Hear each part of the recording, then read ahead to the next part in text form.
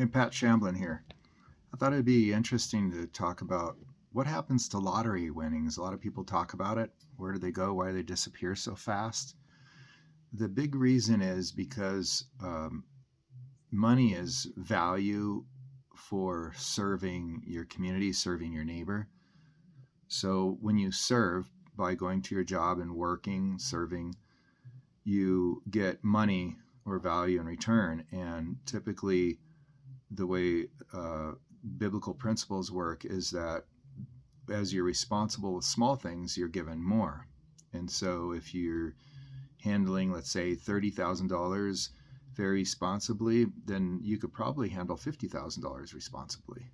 But if you're like Mike Werski in New Jersey, he won a $273 million lottery in 2019, and you haven't worked in 15 years, and you lived off your wife, as he did without working, chances are you're probably not disciplined and able to handle money responsibly and wisely. So this is what typically happens with lottery winners. And also you could see he's not very undisciplined by his obesity, and you could see in the photos his neck is the same size as his head. He's kind of heavy. Has let his physical condition go. So you could see a lack of discipline there in his personal life as well. I know it's unfair, but you could see it visibly, where you can't see like my messy office, for example, because it's behind my closed doors. So it's kind of a low-hanging fruit to pick on people about their weight, but so be it. This is the condition that Mike Werski is in, as he won $273 million in 2019. So that'd be fun to track what's probable or likely going to happen. I think my numbers are pretty reasonable, and these assessment is pretty reasonable based on what Mike has actually said on TV in front of the camera for the entire world to hear, basically explaining what's going to happen to his money ahead of time. So what's going to happen to lottery winnings? Mike Werski wins $273 million. The lottery keeps $111 million.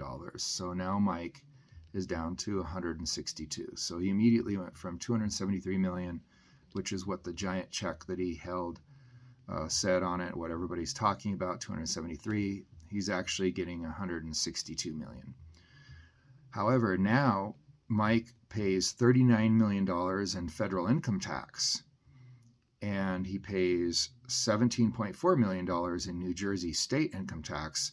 So now Mike is down to $105.6 million. So almost immediately he went from 273 million down to 105.6 million. So already we kind of get an idea how quickly, especially money that you didn't work for, that you didn't earn, how quickly it goes away, disappears.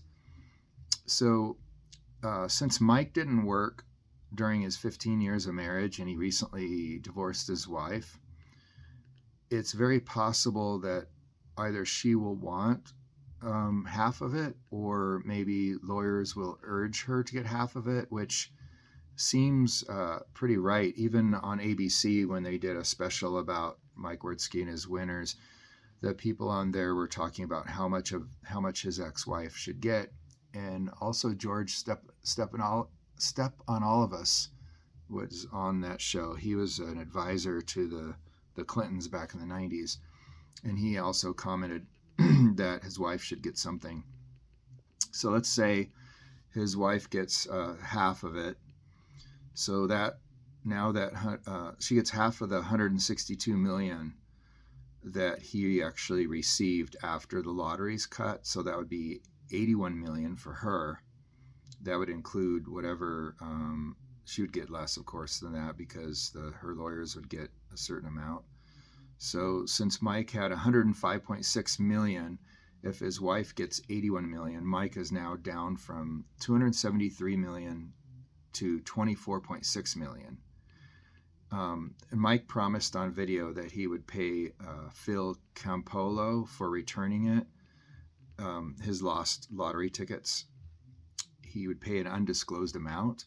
And on the commentary I was reading on YouTube, that people would comment that he should get $5 million, maybe gets $1 million, whatever it is.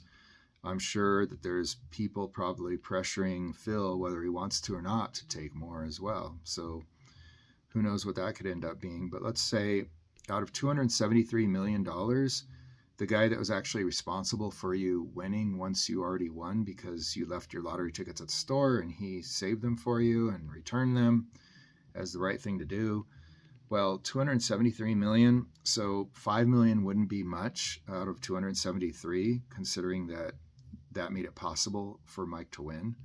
So now from that 24.6 million, 5 million for Phil Campolo, Mike is now down to 19.6 million. So see how fast this money is going away from 273 million down to 19.6 already.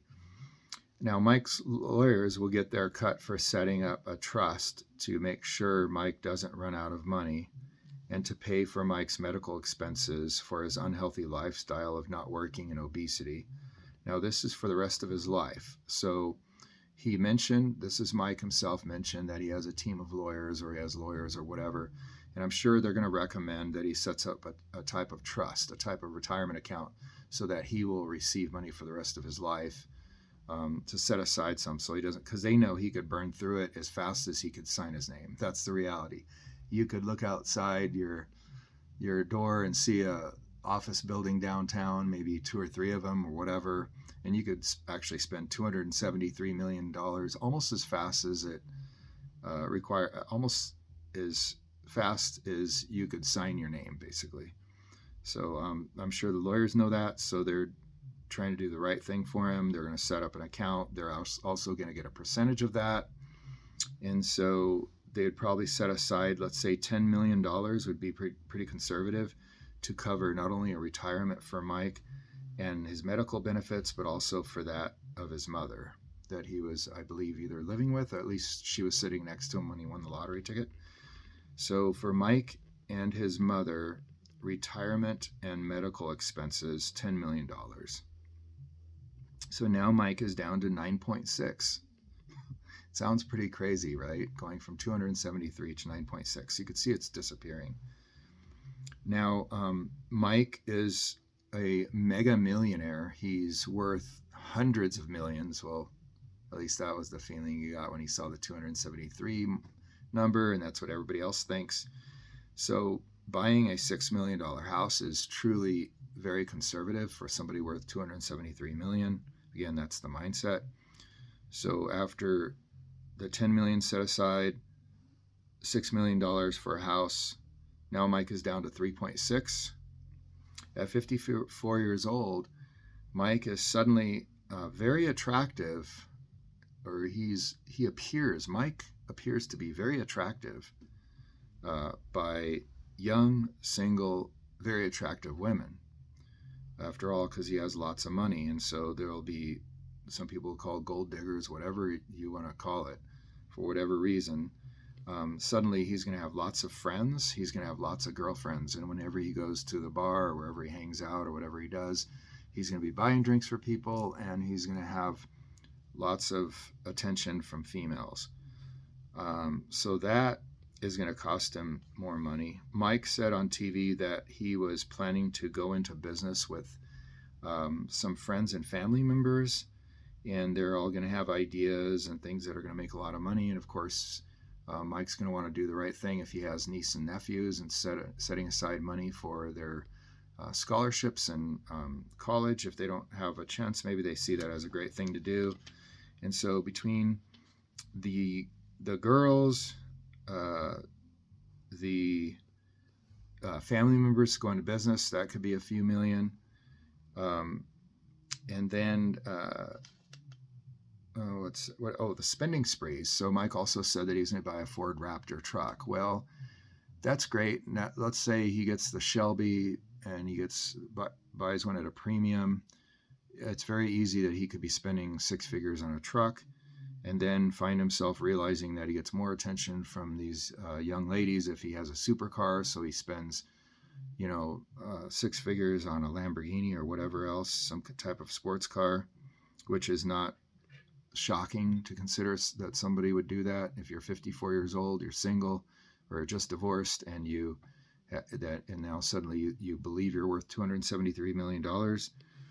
And so that remaining 3.6 million is all he has now in spending money, is probably going to disappear just with the family members' business ideas, purchasing vehicles, living a lavish lifestyle, buying clothes, and travel. That'll disappear extremely fast. So I would say that all of Mike's money is going to be gone by 2024. We'll see, but I think if you consider those line items I went over, they're pretty reasonable, and it would explain what happens to lottery winners. The other thing that's a little more dark is the depression and drug abuse and damage that's done with families and things to lottery winners, because they believe that suddenly it's going to make everything better, and actually more money just magnifies whatever that person already is. So the chances are Mike's going to sit around more, and for example, and get heavier. His health is going to get worse. He's going to drink more, and it doesn't add discipline. As Jocko Willink said, discipline is freedom. It doesn't add discipline. It doesn't add responsibility. If you're already irresponsible, the money could make you even more irresponsible if you didn't work for it. So now let me end the video with the biblical wisdom here, and that is that money is something that you steward. In other words, you take care of. It's a responsibility, and in the Bible it says that if you don't work, you shouldn't eat. So it's a direct connection between the responsibility of like working for your food. In other words, if you are not allowed to eat unless you work, it keeps people honest. If you get very hungry, you'll go out and work, earn some money, and buy yourself some food. And so there's this value and responsibility and discipline and work ethic type of union that keeps men honest, and it's good for men to work. Any responsible man that works hard will admit to you that working is like a type of salvation. It saves you from trouble. It keeps you productive. It keeps you focused and doing things, and saves you from idle time, like watching huge amounts of daytime television and eating until you're 100 pounds overweight or whatever. So this is the reason why lottery winnings seem to be cursed, like nobody ever does well with them. Where if somebody was, let's say, the reverse of that, they were a self-made centimillionaire, they earned and made $273 million by their own work, they would hire tax strategists to help them be as tax efficient as possible, pay far less in taxes, keep far more of that money. And also that money would be invested in businesses that are actually productive, employing people and doing things and providing value and serving the community.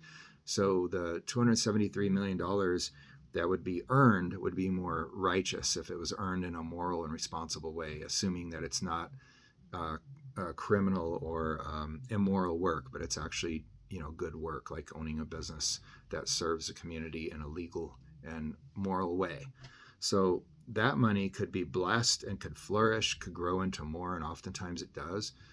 However, there is two skill sets in maintaining wealth. There's the first one of actually getting it, and then the second one is actually maintaining it. And maintaining it is keeping responsibility level at $273 million, which most people are not that responsible, even with $50,000 or $120,000. So to give them more does not do any good. So the way the biblical principle works is this: if you're responsible with the small things, you will get more. If you're responsible with $20, then you could be responsible with $25 and $30. If you're responsible with $20,000, you're responsible with $20,000. If you're responsible for $30,000, you could be responsible for maybe $130,000. But if you're irresponsible and not working at all, you're not going to do well with any amount of money. So I hope this gives you food for thought and helps inspire people to maybe study, do some research, find some wisdom, and think these things through and try to understand how life and reality works.